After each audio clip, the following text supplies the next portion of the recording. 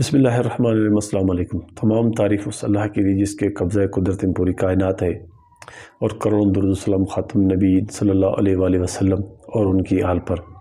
آج حیدرآباد میں ایک انتہائی افسوسناک واقعہ پیش آیا ہے، جہاں پر ایک شخص نے حضرت عمر رضی اللہ تعالیٰ عنہ خلیفۃ المومنین کا پتلا بنا کر اس کو آگ لگائی ہے، اور اس کے شان میں گستاخی بھی بہت کی ہے۔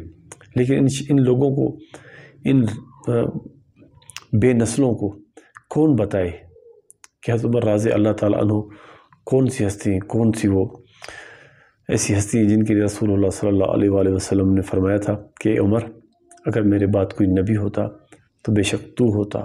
یہ ہونا تو نہیں تھا، کیوں رسول اللہ صلی اللہ علیہ وآلہ وسلم کیونکہ خاتم النبیین، ان کے بعد نبوت کا سلسلہ بند ہو چکا ہے، لیکن رسول اللہ صلی اللہ علیہ وآلہ وسلم نے ان کے اعزاز کے لیے بات کی تھی۔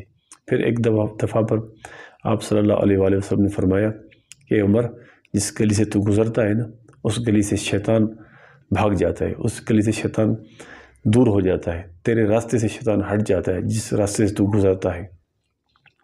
پھر جب رسول اللہ صلی اللہ علیہ وآلہ وسلم تمام صحابہ کرام کو حجۃ الوداع کے موقع پر سب کو مخاطب کرتے فرمایا کہ میرے صحابہ، تم لوگ سب میرے مرید ہو، لیکن عمر میری مراد ہے، کیونکہ عمر کو میں نے خود اپنے اللہ عز و جل سے مانگ کے لیا ہے، کیونکہ میں نے اللہ تعالیٰ سے دعا مانگی تھی، اے میرے رب، مجھے دو عمر میں سے ایک عمر عطا فرما، ایک عمر بن خطاب اور ایک ابو جہل بن ہشام، اس کا نام بھی عمر تھا۔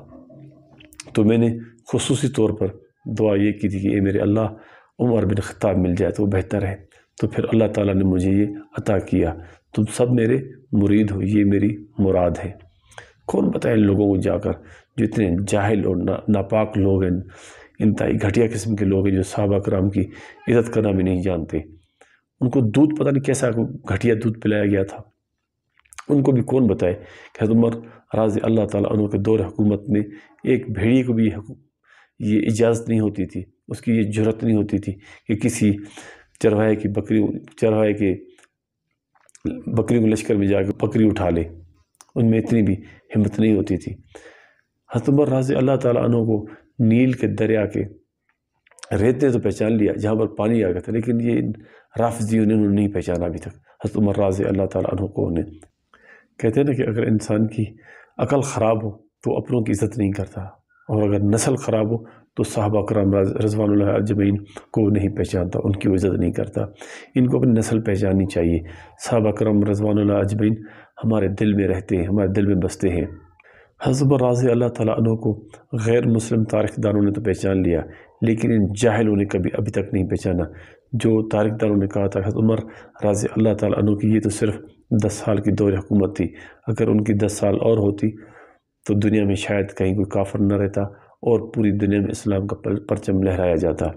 ان گھٹیا لوگوں کو کون سمجھائے کہ صحابہ کرام رضوان اللہ اجمعین اور حضرت عمر رضی اللہ تعالیٰ عنہ کی شان کیا ہے۔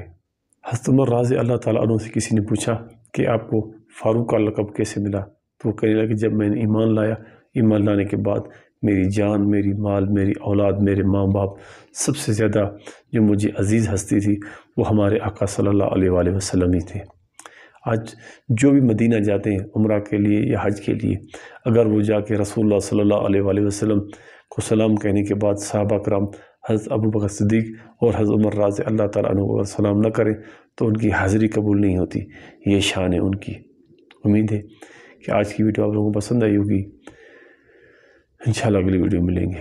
اللہ حافظ۔